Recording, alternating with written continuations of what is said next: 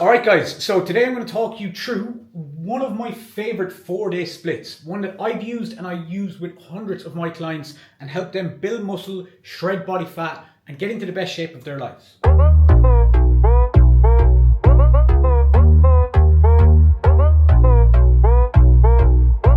Okay, so we're going to look at a push, pull, legs and upper split.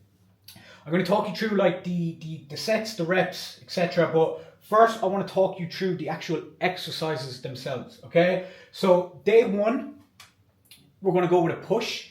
Day two, we're going to go with a pull. I'd always look at after 2 days, taking a rest day, and then back into legs and upper. Realistically, you can do a push, pull, legs, rest and upper, but I just find breaking that up in between allows you to recover, because you're in the gym, you're breaking down those muscle fibers. You need to allow time to actually recover. And then by recovering efficiently, by getting good sleep, your training performance then is much, much better. So splitting it up after 2 days and then legs, upper, rest, and then repeat, okay? So the first workout we're gonna look at is push. And we're going to start off with a lateral raise. So there's a couple of different options. You can use like a cable lateral raise. You can use a lateral raise machine, dumbbell lateral raise. It doesn't really matter. But with this workout, we're really focusing on your shoulders, upper chest, and really making sure that we have, they're the muscles you really want to develop, if you think about it. Having cap shoulders, having a good upper chest, that's kind of they stand out a lot with your physique, essentially, okay? So we're going to be targeting them quite a bit. So we're going to start with a lateral raise. A lateral raise, I would then consider, is an isolation movement. And with isolation movements, we want to go 2 to 3 sets and a little bit of a higher rep range. We're going to go with 10 to 15, okay? So that's our lateral raise. We'll then move into an incline press, targeting that upper part of the chest. Again, that would be a compound movement, 2 to 3 sets, 6 to 10 reps.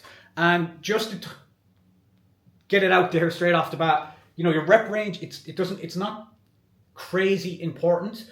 The key with your rep range and when you're training is to make sure that you are getting to or as close to failure as possible, okay? Because if you're, let's say, doing lateral raises, you're doing 15 reps, but you still have another 5, 6, 7, 8, 10 reps in the tank, you're not really stimulating your muscle enough and you're not going to get the results that you do want. So making sure you're training hard, that's the key. That's the first step that you need to be making sure. Obviously your form, your execution, your tempo, nice slow and controlled reps, but then making sure that you actually are training hard enough is essentially how you're going to build that muscle tissue. We'll then look at a chest press. You can use a dumbbell press or an actual chest press machine for your third exercise. Chest fly. So really getting it from that lengthened position into that shortened position. This is a great one for developing that chest. So with the chest fly as well, you can use like a pec deck, or else what you could use is a cables and a bench setup. You could do it standing all the same as well. So again, I'm not going to get very, very specific, but I'm just going to say which movements to use because again, everyone's different. Everyone's gym equipment is different. So whatever we can, as long as we can replicate a similar movement, it doesn't really matter what machine or what setup we do use. We're then going to go with dips, and dips are a great exercise. So you can do weighted dips or you can do body weight dips. Again, depending on your strength, I'd look at aiming for that kind of 6 to 10 rep range as well. Tricep overhead and then a tricep push down. So 2 great exercises. You're hitting the long head and then obviously the short head with the 2 different variations there. And then we'll finish off with some dumbbell raises as well, just to really finish off your shoulders. We're going to look then at the pull session. We're going to go, first of all, start off with an RDL. So you might be thinking, RDL, is that not more of a leg movement? Again, it is, but it's your posterior chain, we'll say. So it's great for your hamstrings, your glutes, and obviously your back as well, but predominantly for hamstrings and glutes. So we're going to start off this pull session with RDLs. Again, 6 to 10 reps. We'll then move down to a lat pull down. So a lat pull down machine is what we'll go with second. Then a T-bar row, so a nice heavy compound movement, T-bar row. If you don't have a T-bar row, what you can always do as well is you can use like a bench for chest supported and row with dumbbells, or else old school, get a barbell and just do some bent over rows. That's great for obviously upper back, but the fact that it's not supported, you will be targeting that lower back as well. Single arm row to really isolate your lower lats here. It's great for getting the lower lats and getting that kind of I suppose you can call it a Dorito shape with having flared lats out. Pull-ups then, you can go with your normal grip pull-ups. Again, it's going to target your back, but it's going to hit some bicep as well. An incline curl. So if you set the bench up at 45 degrees, lie back and curl, getting a really, really good stretch at the bottom of that movement.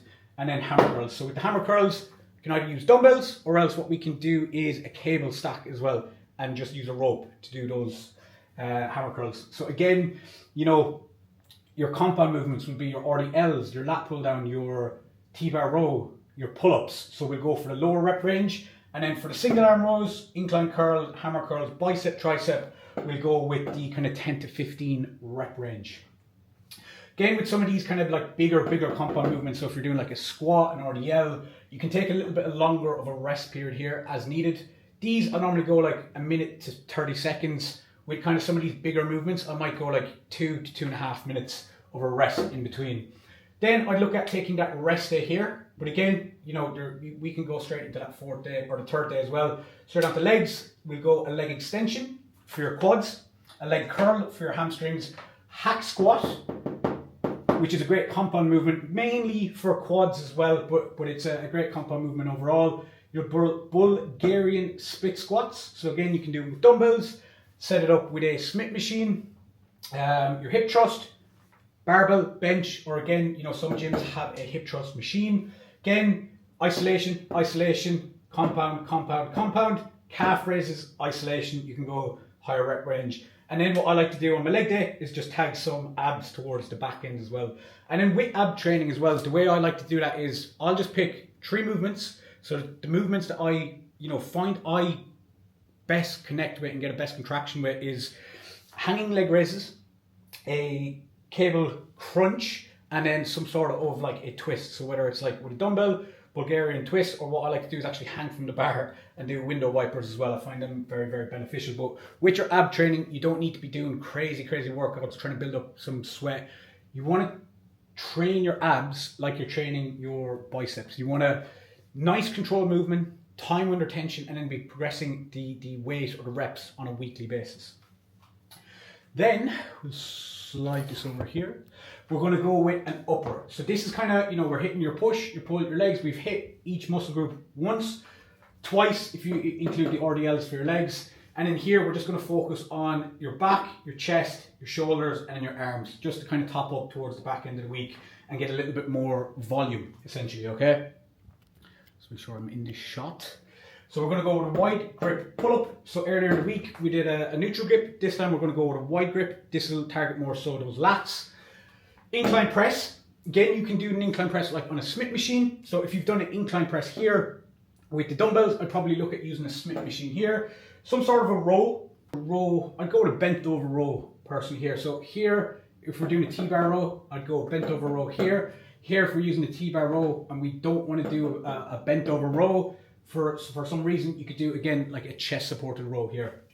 Shoulder press. So either with dumbbells, we can do press. I'd either go dumbbells or a machine. You can also use a